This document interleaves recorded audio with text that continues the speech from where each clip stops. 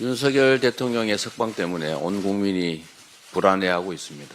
경제도 불안해져서 환율이 폭등하고 주가가 폭락하고 있습니다. 대체 누구를 위한 일인지 납득하기 어렵습니다. 이 나라 질서유지의 최후 보루여야 할 검찰이 해괴한 장깨로 내란 수괴를 석방해 줬습니다. 저런 계산 방법을 동의할 수도 없거니와 당연히 상급심의 판결을 받아봐야 되는데 무죄가 판결되더라도 악착같이 항소, 상고해가면서 괴롭히던 검찰이 윤석열 대통령에 대해서만 왜 이리 관대한 건지 잘 모르겠습니다. 아마 한패라서 그런 거겠죠. 내란 수계의 내란 행위에 사실상 검찰이 핵심적으로 동조할 뿐만 아니라 주요 임무 종사를 하는 게 아닌가, 또 주요 임무에 종사했던 게 아닌가라는 의심이 듭니다.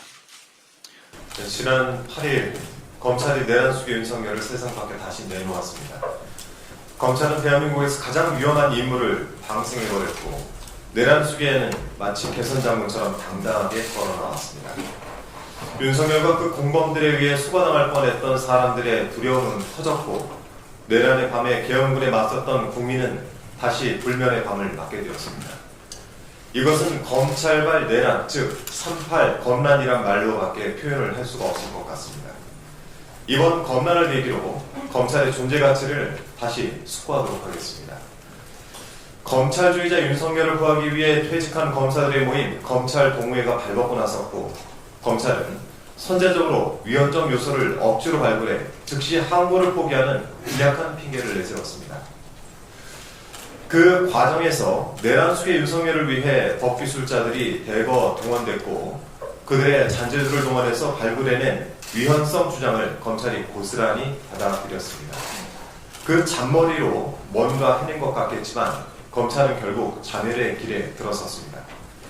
죽은 권력이나 수사하면서 사람 사냥을 서슴지 않던 하이에나 같던 검찰이 이번에는 죽어가는 권력의 뒷배를 자청하면서 존재의 의미를 스스로 부정하지 않았습니까?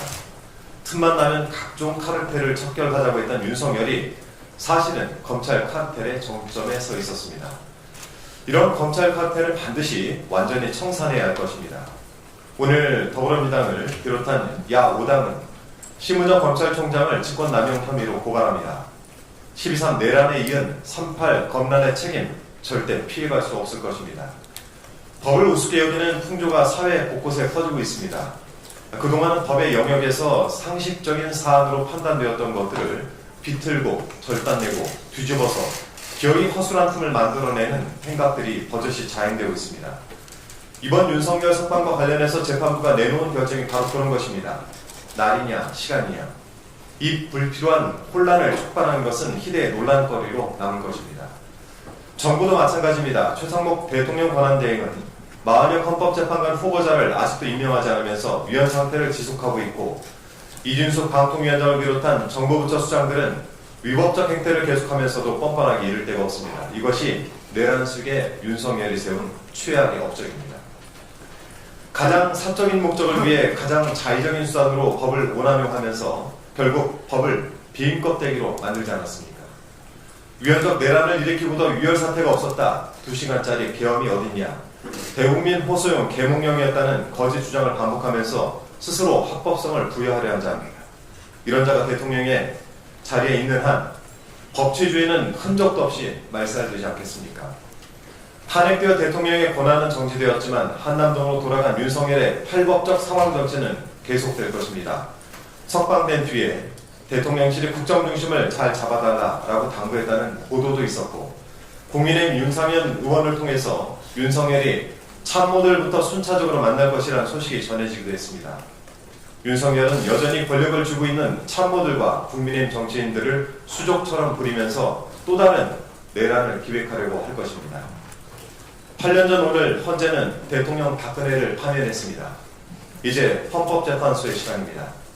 헌법재판소만이라도 법의 의미를 정확히 살펴서 내란 속의 윤석열 파면으로 법치주의의 근본을 온전히 보존해 주실 것을 간곡히 요청드립니다. 이상입니다.